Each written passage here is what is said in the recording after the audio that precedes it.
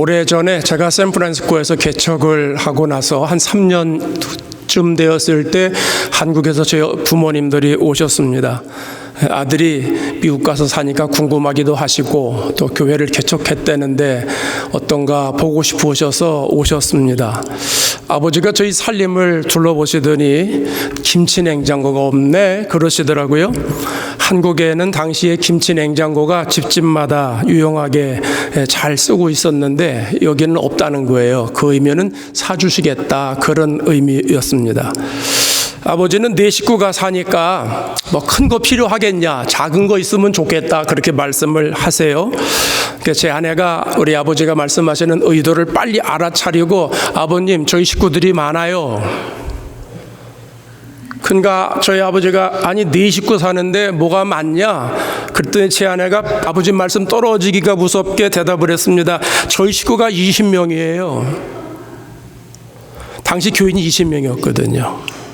그러니까 제 아내가 교인들을 가족으로 생각한 겁니다. 저희 아버님이 빨리 알아들으시고선 아버지가 생각했던 것보다 조금 더 큰 거를 사주셨습니다. 그 김치 냉장고, 김치독 다맛이라는 것 한 25년 썼습니다. 이사하면서 다른 목사님을 드렸는데 우리는 교회 성도들을 가리켜서 하나님의 가족이다 이렇게 말을 합니다. 우리가 붙인 명칭이 아니고 예수님의 말씀이에요.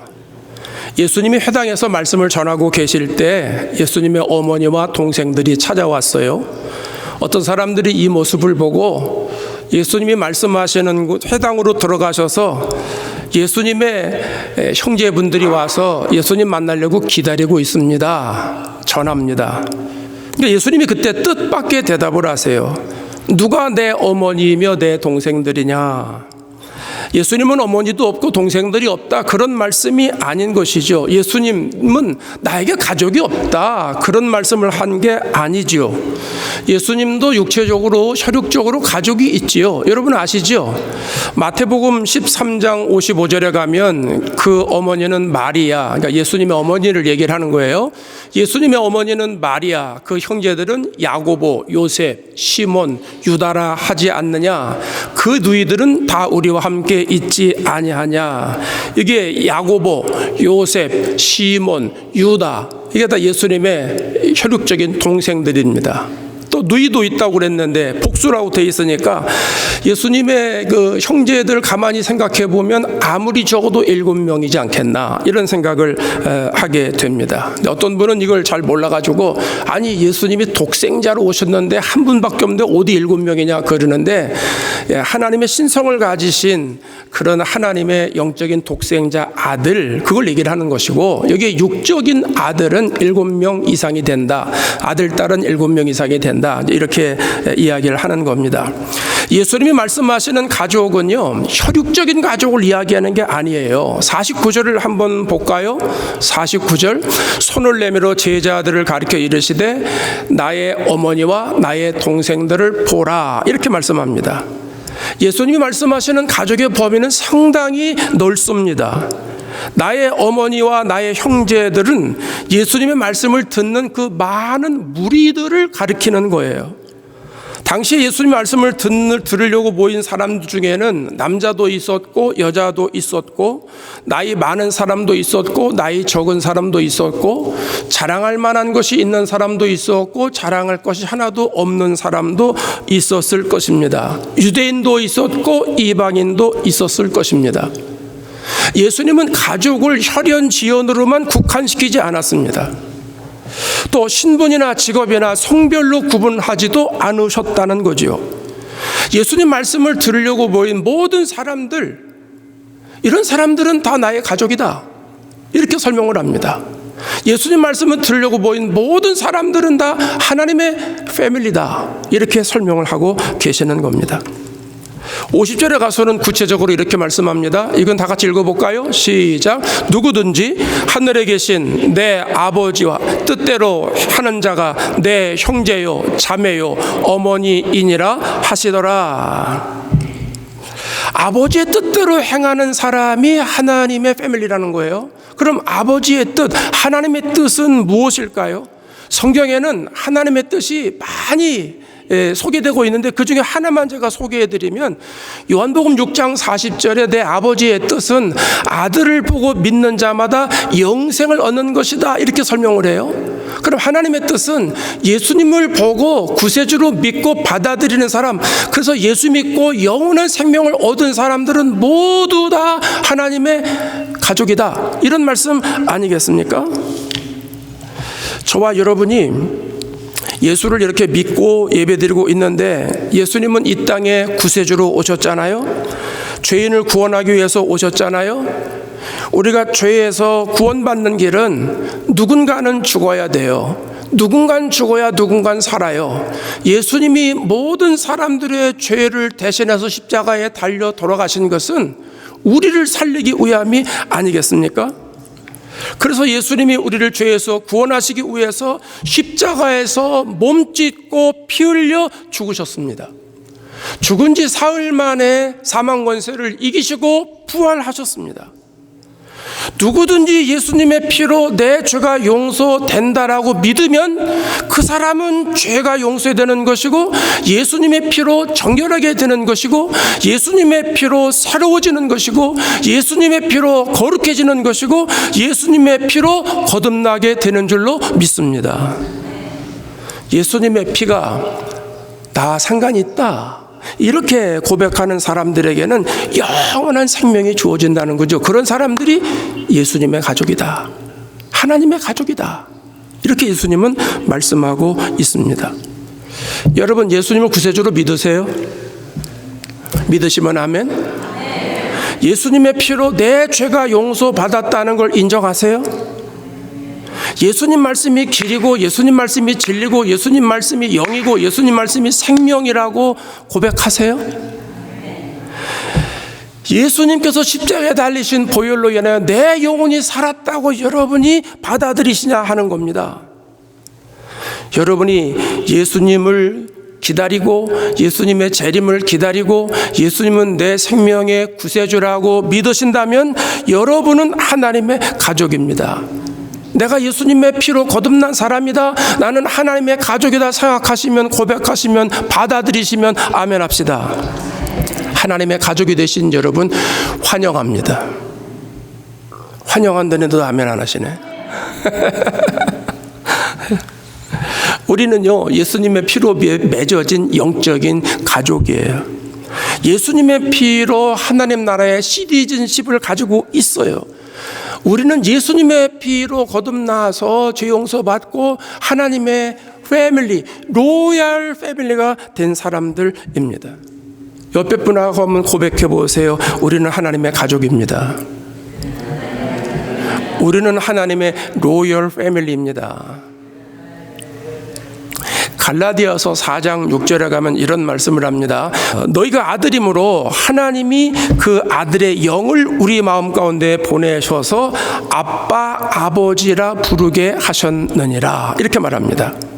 그러니까 너희가 아들임으로, 이러면 이제 여자분들은 삐지는 거죠. 아들 왜 나는 빼나, 여기에 아들의 딸도 다 포함되는 거 아시죠? 그래서 여러분 안 삐지는 것도 아시죠? 예. 삐진 사람은 이따 밥 먹을 때 소화가 안 됩니다. 우리는 모두 하나님의 아들, 딸이라는 겁니다. 하나님의 자녀라는 겁니다. 그래서 하나님을 향해서 아빠다, 아버지다. 아빠라는 말은 친숙한 표현 아닙니까? 아빠다, 하나님이 내 아버지다, 이렇게 부를 수 있다라고 하는 겁니다. 그렇기 때문에 하나님의 가족은요, 혈연적인 촌수가 없어요. 성도들 사이에서는 할아버지, 할머니, 무슨 아버지, 아들, 손자, 손녀, 이런 것들이 다 하나로 통일되는 거예요. 하나님의 자녀로 통일되는 겁니다. 그러니까 나도 하나님의 자녀고 옆에 있는 분도 하나님의 자녀다라고 하는 거죠. 그래서 우리가 하나님의 자녀이기 때문에 함께 모여서 온 마음을 다해서, 온 마음 교회 얼마나 좋습니까? 그거 아세요, 여러분? 아시죠? 온 마음 교회, 온 마음을 다해서 주님을 찬양하고, 온 마음을 다해서 하나님께 기도하고, 온 마음을 다해서 성령을 사모하고, 언제까지 아멘 안 하시려는지, 온 마음을 다해서 우리가 성도들을 사랑하고, 이게 온 마음 교회입니다. 그렇죠, 목사님? 그런 것 같아. 예. 근데 너무너무 이름이 좋은 거죠. 그러니까 우리는 한 마음으로 하나님께 예배드리고 한 마음으로 찬양하고 한 마음으로 교제하고 이런 걸 뭐라 그래요? 교회 공동체라고 말합니다. 우리는 교회 공동체에 소속되어 있는 하나님의 가족이라고 하는 겁니다. 어떤 아들이 아버지를 전도하려고 많이 애를 썼습니다. 결국은 아버지가 교회에 나가시게 됐습니다. 하루는 아들이 아버지에게 이렇게 말하는 겁니다. 아버지 교회를 다니셨으니까 이제는 밥 먹을 때 아버지도 기도하셔야 돼요. 그 아버지는 평소에 아들이 기도하는 모습을 많이 봐왔기 때문에 이제 어느 정도 자신이 있는 겁니다. 속으로 뭐 그거 기도하면 되지 뭐 이렇게 생각하고선 있었는데, 그래서 결국 드디어 아버지가 기도하는 날이 되었습니다. 아버지가 이렇게 기도합니다. 하나님 형님 감사합니다. 하나님 형님 감사합니다. 아들이 기도하고 깜짝 놀라가지고, 아니 아버지 하나님 형님이 뭐예요? 하나님 아버지지요. 그랬더니 아버지가 이러는 겁니다. 하나님이 너에게 아버지면 나에게는 형님이야. 웃지 못할 얘기죠. 하나님은요 손자가 없어요. 영적인 가족에게는 모두가 다 아들 딸이라는 겁니다. 그러면 교회 공동체에서 우리는 다 하나님의 아들, 딸인데 하나님의 패밀리로 우리가 각자 해야 할 책임이 있지 않을까 생각을 합니다. 각자 역할이 있지 않겠습니까? 가정에서는 부모의 역할이 있고 자녀의 역할이 있듯이 교회 공동체에서는 하나님의 역할이 있고 우리의 역할이 있다라고 하는 겁니다. 여러분에게 한 가지 질문을 합니다. 속으로라도 대답해 보세요. 여러분이 가정을 이루면서 살고 계신데 우리 가정이 화목하고 행복한 비결 중에 가장 중요한 기둥이라고 생각하는 건 뭐라고 생각하세요? 저희 가정은 사랑이라고 생각을 합니다. 사랑이 우리 가정의 중심입니다. 교회 공동체의 가장 중심이 뭘까요? 사랑입니다. 하나님은 사랑이시라 그랬잖아요. 그 사랑이신 하나님이 이 땅에 예수님을 보내주셨고, 그 사랑이신 예수님이 십자가에 달려 돌아가신 것이고, 그 사랑이신 예수님이 우리를 천국 가게 만들어주신 것 아닙니까? 교회의 중심은 사랑이라고 하는 겁니다. 근데 이 사랑은요 저절로 되는 게 아니에요. 나이를 먹는다고 되는 것도 아니고요. 사랑은 배워야 돼요. 배운 것만큼 내가 사랑하게 되죠. 70년 전에 에릭 프롬이라고 하는 사람이 사랑의 기술이라고 하는 책을 썼습니다. 당시 사람들이 깜짝 놀랐습니다. 사랑은 감정이 아니라는 거예요. 달콤하고 감미롭고 찌릿하고 마음 뜨거워지고 이것만 사랑이라고 말할 수 없다는 거예요. 사랑은 음악이나 그림처럼 이론을 습득하고 사랑이 뭘까? 개념 정리를 하고 끊임없이 연습해야 된다는 거예요. 성숙한 인격을 바탕으로 사랑하기 위해서 훈련하고 사랑하기 위해서 노력해야 된다는 거예요. 그래서 에릭 프롬이 사랑의 기술, 사랑은 기술이 동반돼야 된다 이렇게 설명하고 있는 거예요. 여러분 보세요. 부모가 서로를 살아가면서 지내는 가정들, 자녀들도 부모의 사랑을 배운 대로 살아갑니다. 어릴 때 부모에게 사랑을 받지 못했거나 부모의 사랑을 보지 못한 사람들은 나중에 결혼 생활하면서 조금 문제가 생길 수 있어요. 그래서 어떤 사람들은 사랑하려고 애를 쓰는데 사랑에 실패하는 사람들이 있다는 거죠. 왜 그래요? 사랑을 배우지 못했거나 사랑을 잘못 배웠거나 사랑을 받지 못했기 때문에 그렇습니다. 그런 의미에서 우리들도 하나님의 가족이기 때문에 사랑이 무엇인지, 하나님의 사랑이 무엇인지, 아가페 사랑이 무엇인지 배워야 됩니다. 습득해야 됩니다. 훈련해야 됩니다. 연습해야 된다라고 하는 겁니다. 그렇다면 여러분, 성경에서는 사랑을 무엇이라고 말하고 있을까요? 고린도전서 13장 4절을 보겠습니다. 사랑은 오래 참고, 시작. 사랑은 오래 참고, 사랑은 온유하며, 시기하지 아니하며, 사랑은 자랑하지 아니하며, 교만하지 아니하며, 블라블라블라 계속 나가죠. 그러니까 사랑의 특성이 15가지가 나오는데, 그러니까 예수님 사랑을 말하는 거예요. 하나님의 사랑, 아가페 사랑을 말하는 건데, 보통 우리가 고린도전서 13장에 나오는 15가지의 사랑의 특성을 가리켜서 예수님의 성품이다 이렇게 말을 합니다. 근데 가정의 달에 마더스데이에 저는 오늘 2가지만 소개하려고 합니다. 우리가 하나님의 패밀리로 교회 공동체에서 어떻게 우리가 하나님의 자녀로서 성도들과 함께 교회를 이루어갈 것인가 할 때 2가지 마음을 가지면 좋겠다 생각을 합니다. 나중에 시간이 되면 15가지 이제 다 하게 될 때가 있지만 오늘은 가장 중요한 2가지 이걸 소개하려고 합니다. 첫 번째는요, 사랑은 오래 참는 거라고 그랬으니까 오늘 우리들이 오래 참는 훈련을 해야 됩니다. 오래 참는 연습을 해야 됩니다. 우리는 베푸는 것이 사랑이라고 말할 수 있고요, 주는 것을 사랑이라고 말할 수 있어요. 예, 그것도 사랑입니다. 그러나 성경에서 사랑은 그렇게 말하지 않습니다. 오래 참는 거라고 말합니다. 근데 이 오래 참는 것은요, 무엇을 말하냐면, 내가 벌을 줘야 되는데 저 사람이 야단을 맞아야 되는데 그걸 참는 거예요. 그걸 오래 참음이라고 말하는 거예요. 하나님이 얼마나 오래 참으십니까? 노아 시대의 사람들의 죄가 관영합니다. 하나님이 참고 기다리시죠. 그래서 노아에게 방주를 지어라. 하나님이 방주를 짓는데 100여 년을 기다리고 계세요. 하나님의 오래 참음이에요. 가나안 땅에 들어갑니다. 가나안에 가서 하나님 말씀대로 안 살아요. 우상 섬기지 마라. 근데 우상을 섬기고 있어요. 아수르 의지합니다. 애굽을 의지합니다. 그러면도 하나님이 오래 참으십니다. 하나님이 시대마다 선지자들을 보내서 이방신 섬기지 마라. 하나님이 진짜 신이다라. 돌아오라 말씀하시는데 안 돌아오지요. 그래도 하나님이 오래 참으십니다. 하나님의 오래 참으심은 예수님의 십자가에서 드러나게 됩니다. 예수님의 십자가에서 온갖 수치를 당합니다. 모욕을 당합니다. 요즘 말로 표현하면 인격 모독을 당하는 겁니다. 그럼에도 예수님은 오래 참습니다. 저들을 용서해 달라고 말합니다. 저들이 자기가 하는 일이 무슨 일인지 모르고 있다라고 예수님이 기도합니다. 그래서 베드로후서 5장 9절에 이렇게 말합니다. 오직 주께서는 너희에 대하여 오래 참으사. 하나님이 우리에 대해서 오래 참아서 아무도 멸망받지 아니하고 다 회개하고 하나님께 돌아오기를 기다리고 계시다라고 하는 겁니다. 우리가 예수를 잘 믿는 것 같아도요, 하나님 말 안 들을 때가 있어요, 없어요? 속으로 대답하세요. 창피하잖아요. 많아요. 하나님 속 속일 때 많아요. 하나님 말씀 듣고도 모른 척 하고 갈 때가 많고 말이죠. 그런데도 하나님이 그때마다 귓방매개를 때리지 않으셨어요. 오래 참으셨어요. 하나님의 속이 썩어 문드러져 가는데도 하나님은 오래 참고 계셨다는 거죠. 그래서 내가 구원받은 거예요.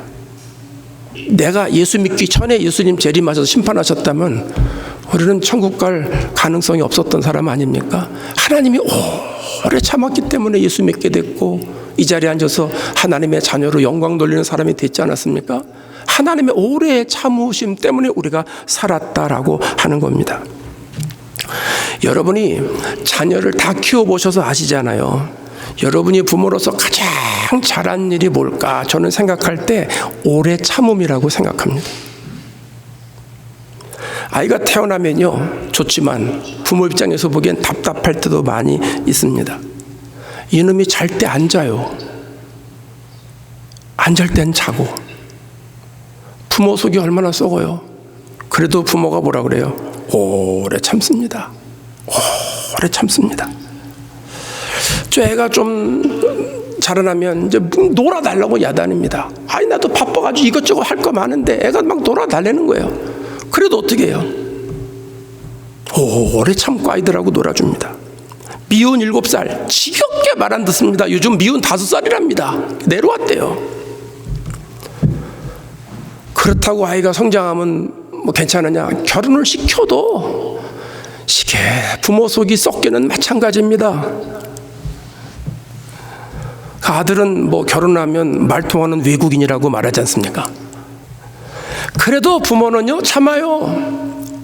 말을 안 들어도 참아요. 마음에 안 들어도 참아요. 속을 썩여도 참아요. 부모에게 화를 버럭 내도 부모는요 참아요. 왜요? 부모니까. 이유는 없어요. 부모니까 참는 거예요. 부모니까 그냥 참는 거예요. 여러분, 교회는 영혼을 살리는 곳입니다. 하나님의 가족인 교회 공동체는 한 영혼을 살리기 위해서 오래 참아야 된다는 거예요. 한 사람의 믿음이 자라는 것, 그 쉽게 되지 않습니다. 얼마나 오래 걸리는지 모릅니다. 어떤 사람은 10년이 걸리고, 어떤 사람은 20년이 걸리고, 어떤 사람은 50년이 걸리는 사람도 있습니다. 영적인 철이 안 들어요. 영적인 세계를 몰라요. 눈이 안 열리는 거예요. 하나님 말씀에 순종할 수 있는 마음이 없는 거예요. 그런 사람이 영적인 눈이 열려서 영혼을 살려서 하나님의 세계를 바라보고 하나님과 교제하는 사람으로 만들기까지는 시간이 너무너무 오래 걸린다는 거예요. 그런 사람들이 우리 교회 안에 있어요. 어느 교회나 다 있어요. 이걸 어떡합니까? 오래 참아야죠. 영적으로 철든 사람이, 영적으로 눈이 열린 사람들이 오래오래 참아야 됩니다. 여러분, 교회는요 세상보다 더 시끄러울 때가 참 많습니다. 세상 사람들보다 더할 때가 참 많습니다. 상식이 통하지 않을 때가 너무너무 많은 게 교회입니다.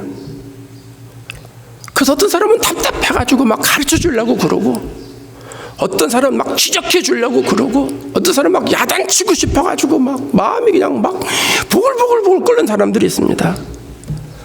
여러분, 그래도 참아야 됩니다. 오래 참아야 됩니다. 왜요? 그 사람의 영혼을 살리기 위해서입니다. 어느 권사님이 그래요. 목사님, 저는 할 말 다 합니다. 아닌 건 아니죠. 옳은 말은 해야죠. 예, 아닌 건 아니죠. 그렇다고 할 말 다 하면 어떡합니까? 그 사람이 틀렸던 맞았던 그게 중요한 게 아닙니다. 그 사람의 영혼이 불쌍해서 그 사람의 영혼을 구원하기 위해서는, 그가 영적인 철이 들기 위해서는 기도하고 많이 해야 되지만 오래 참아야 됩니다. 그게 사랑입니다. 여러분, 내가 말 잘못해서 그 사람이 실족을 당해서 그 사람의 영혼이 천국에 가지 못한다면 그 책임을 누가 지겠습니까? 여러분, 기억합시다. 교회는 할 말 다 하는 곳이 아닙니다. 옳은 말 하는 곳도 아닙니다. 교회는 영혼을 살리는 곳입니다. 그래서 오래 참는 겁니다. 이유는 없습니다. 영혼 살리기 위해서. 우리 교회 성도들 중에도 여러분, 교제하다 보면 마음에 안 맞는 사람 있을 수 있습니다. 또 기대에 못 미치는 사람도 있을 수 있습니다. 뭐 집사가 뭐 저래, 권사가 저 정도밖에 안 되는 거야? 도대체 장로 안수는 어디서 받은 거야? 장로 맞아? 저 제대로 신학교 나온 목사야? 뭐 다 그 모양이냐? 이런 마음이 들 때가 있어요, 없어요? 있죠. 있어요. 그 사람이 기대에 못 미치지 못할다 할지라도, 그 사람이 혹 잘못한다 할지라도 교회는 참고 기다려줘야 됩니다. 그게 하나님의 사랑입니다. 그 영혼의 햇빛이 들 때까지, 그래서 그가 하나님을 바라볼 때까지, 하나님의 자녀가 될 때까지, 천국 백성이 될 때까지, 그 영혼 구원받을 때까지, 먼저 예수 믿은 사람들은, 하나님의 패밀리들은 참고 인내하고 기다려야 합니다. 그것이 예수 믿는 실력입니다. 그것이 영역입니다. 그것이 능력입니다. 이 기다려주는 사랑의 축복, 저와 여러분에게 임하시기를 바랍니다. 두 번째로 우리가 해야 하는 훈련이 있습니다. 온유해지는 훈련입니다. 사랑은 오래 참고 사랑은 온유하며 그랬잖아요. 중요한 게 첫 번째 나오는 거예요. 가장 중요한 게 뭐예요? 오래 참는 거예요. 그 다음에 온유해지는 거예요. 온유는 부드러운 걸 말하는데, 성경에서 말하는 온유는요, 야생마들이 훈련을 통해서 길들여져 가지고 부드러워지는 그런 야생마들 있잖아요. 그 상태를 말하는 거예요. 그러니까 내가 생각이 없고 쉼이 없고 성질이 없어서 저 사람은 법없어도 살 사람이야, 저 사람은 정말 부드러워, 그런 걸 말하는 게 아니라 내가 성질이 있어요, 내 생각도 있어요, 내 감정도 있어요. 근데 주님이 내 안에 들어오셔서 내가 그 조절이 되는 거예요. 주님이 조절해 주시고 나도 그걸 조절하려고 많이 애를 쓰는 거예요. 그래서 주님의 뜻을 이루는 거예요. 그런 게 주님이 말씀하시는 온유예요. 이게 사랑이 많은 사람이라는 거예요. 하나님의 자녀들이 모인 교회 공동체에서는 이 하나님의 사랑으로 온유해지는 훈련을 받아서 온유해지는 사람이 많아야 된다는 말씀입니다.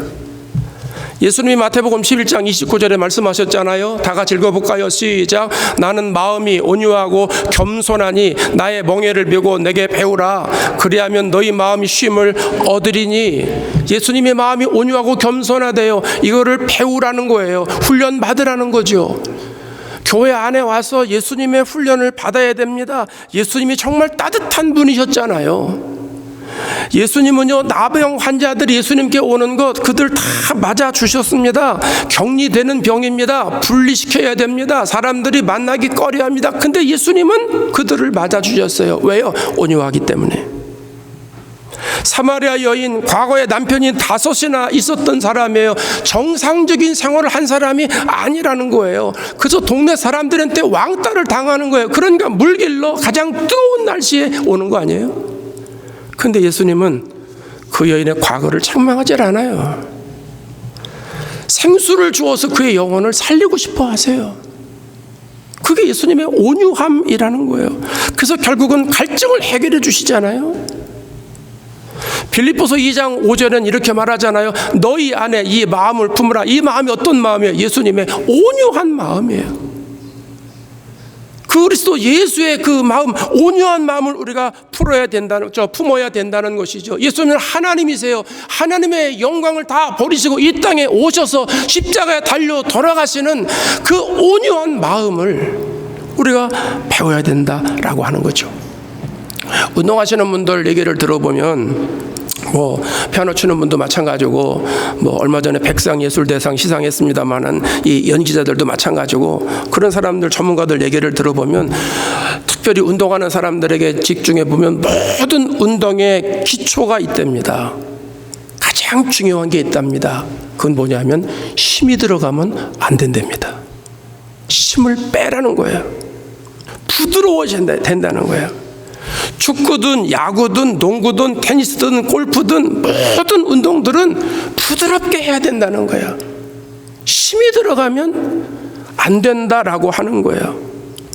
그래서 이 일이 잘 안 될 때 사람들이 그러죠. 운동이 잘 안 될 때 초심으로 돌아가라. 힘 빼고 해라. 이런 말을 많이 하지 않습니까? 모든 부분에 그런 얘기를 합니다. 여러분, 신앙생활 잘할 수 있는 비결이 있습니다. 온유해지는 비결이 있습니다. 힘 빼면 됩니다. 근데 여러분, 우리가 신앙생활 잘하려면 내 안에 야생마 같은 근성을 다 빼야 돼요. 그걸 초월해 넘어가야 돼요. 내 안에 성질이 있잖아요. 분노가 있잖아요. 충동이 있잖아요. 그게 길들여져야 돼요. 그게 온유예요. 그게 온유한 사람으로 만들어지는 비결이에요. 물론 고난을 받으면 이런 것이 좀 어느 정도 많이 훈련이 돼가요. 근데 굳이 내가 온유해지려고 고난을 자초할 필요는 없잖아요, 또. 근데 하나님이 교회 안에서도 이 온유해지는 훈련을 시키시지만 제가 경험적으로 보면 가정에서도 하나님이 온유의 훈련을 시키시는 걸 보게 돼요. 여러분, 부모의 사랑하고 할머니, 할아버지 사랑은 다른 거 아시죠? 부모들은요, 계속 관리를 하면서 잘 알게 하려고 이건 안 된다, 이건 해라, 이건 안 된다, 이건 해라 계속 그래요. 근데 할머니, 할아버지는 어떻게 사랑에 표현합니까? 이래도 좋아, 저래도 좋아. 다 이쁘거든. 할머니, 할아버지도 저도 아이들 하는 거 보면 그냥 다 이뻐요, 뭐든지. 생긴 것도 이쁘고 말하는 것도 이쁘고 하는 짓도 이쁘고 다 이뻐. 똥 싸는 것도 이뻐. 애들이 똥 넣을 때 똥 안 넣으면요 큰일 나는 거예요, 그것도. 그러니까 모든 게 다 이쁜 거예요. 그러면서 할머니, 할아버지가 어떻게 돼가는 거예요? 부드러워지는 거예요.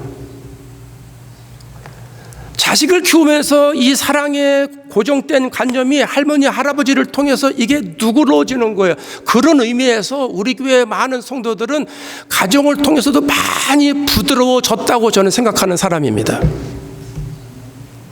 할머니, 할아버지가 되기까지 하나님이 아들, 딸을 통해서, 하나님이 손주들을 통해서 나를 부드러운 사람으로 만들어 갔다는 거예요. 뿐만 아니라 교회에서도 교회 갈등이 없습니까? 아닙니다. 갈등이 있습니다.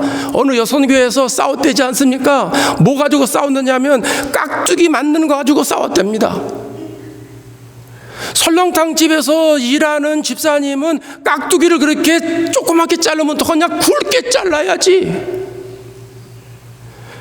또 통닭집에서 일하는 집사님은 깍두기를 굵게 자르면 어떠냐, 조그맣게 잘라야지. 둘 다 맞는 소리예요. 굵게 자르면 이빨로 잘라서 먹으면 되고, 짧게 잘랐으면 2개 먹으면 되는 것이지. 근데 그런 거를 통해서 우리도 많이 다듬어지지 않았습니까? 때는 말은 안 했지만 다듬어집니다. 설거지 하는 거 가지고도 마음에 안 들 때가 얼마나 많습니까? 어떤 교회는 쓰레기 떠뜨리는 사람이 있어요. 모르고 떠뜨리겠죠. 어떤 사람은 꼴보기 싫은 거, 저걸 떨어뜨리는 거 안 보이나? 안 보여요. 그 사람은 보이는 사람이 따로 있어요. 그 보이는 사람이 주소면 돼요. 근데 그런 훈련이 있거든요. 그걸 통해서 하나님이 내 성질을 훈련해 가시는 거예요. 그래서 어떤 사람으로요? 온유한 사람으로. 할렐루야. 부드러운 사람으로. 하나님은 모든 걸 통해서 우리를 그렇게 온유한 사람으로, 하나님의 사랑이 많은 사람으로 만들어 가신다라고 하는 겁니다. 솔직히 교회 안에서 성도들이 상처를 많이 받지 않습니까? 세상 가서는 교인들이 상처 별로 안 받아요. 받아도 또 세상 가서 열심히 삽니다. 직장 가서 상처 받아도 또 내일 직장 갑니다. 근데 교회에서 상처를 받으면 그 다음 주에 교회를 감하러, 교회가 여기뿐이야? 뭐 이런 생각이 들거든요. 그만큼 교회가 상처가 있다라는 거예요. 많다라고 볼 수는 없지만 많아요. 그냥 어쨌든 제가 보기엔 많아요. 근데 여러분, 그걸 피해 가시면 안 돼. 교회 안에서 이루어지는 이런 것들을 참고 인내하고 이겨나가셔야 돼요. 그걸 통해서 내가 믿음의 그릇이 커지는 거예요.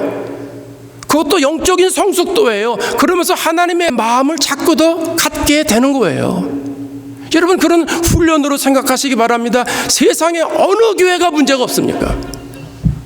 이 땅에 있는 모든 교회는 다 문제가 있습니다. 천국에만 문제가 없습니다. 근데 그거 아세요? 교회가 문제가 그렇게 많아도 실질적으로 교회가 탈나는 교회는 별로 없어요. 그런 것들이 다 이겨나가서 교인들이 묻어주고 참아주고 오래 참고 인내하고 하면서 온유한 마음으로 생기면서 하나님의 아름다운 교회를 이루어가고 있지 않습니까? 로마서 12장 15절 마지막 성경 구절 한번 볼까요? 즐거워하는 자들과 함께 즐거워하고 우는 자들과 함께 울라. 온유할 때 이렇게 됩니다. 내가 온유한 마음을 가질 때 사람들과 같이 기뻐하게 되고 즐거워하게 되고 슬퍼하게 되고 울게 된다라고 하는 말씀입니다. 당신이 옳다라고 하는 책이 있습니다. 적정 심리학자인 정혜신 박사가 지었는데 정신과 의사입니다. 이분이 30년 동안 12,000명을 상담하면서 그들 속에 있는 고민 또 상담하면서 모든 것들을 정리했는데 우리나라 차타가 공인하는 사람입니다. 이분이 이 책에서 강조하는 게 4단어로 집약을 합니다. 충조평판. 충조평판. 그게 무슨 말이냐? 충고, 조언, 평가, 판단이라는 거예요. 코리안들이 이 4마디를 너무 잘한다는 거예요. 한국 사람들이 서로 교제하면서 서로 대화하고 이야기를 나눌 때 그 사람을 충고하고 그 사람에게 조언을 하고 그 사람을 평가하고 그 사람을 판단한다는 거예요. 이게 한국 사람들이 그걸 잘한다는 거예요. 저와 여러분은 어떨까요? 우리도 예외 아니죠. 교회 안에서도 충고하고 조언하고 평가하고 판단하는 사람들이 있을까요? 없을까요? 없으면 좋은데 있어요. 우리 교회 있어요. 어느 교회나 다 있어요. 여러분, 하나님이 나를 사랑의 사람으로 훈련되어 가실 때, 훈련시키실 때 내가 온유한 마음으로 만들어지게 됩니다. 그럴 때에 사람들이 어렵고 힘들고 고통스럽고 혹 내 마음에 안 들었다 할지라도 참아주고 기다려주고 그 사람 안아주고 이해해주고 그렇게 되는 사람이 되면 얼마나 좋을까요? 교회는 하나님의 집입니다. 교회에 모인 성도들은 하나님의 자녀들입니다. 저와 여러분은 하나님의 패밀리입니다. 우리 교회 모든 성도들은 하나님이 보시기에 좋았더라 하는 교회 공동체를 만들어야 할 것이 아니겠습니까? 예수님의 사랑으로 오래 참는 훈련하십시다. 예수님의 사랑으로 온유해지는 훈련을 하십시다. 그래서 하나님 보시기에 좋았더라 하는 하나님의 로얄 패밀리들이 되시기를 주의 이름으로 축원합니다. 기도하겠습니다.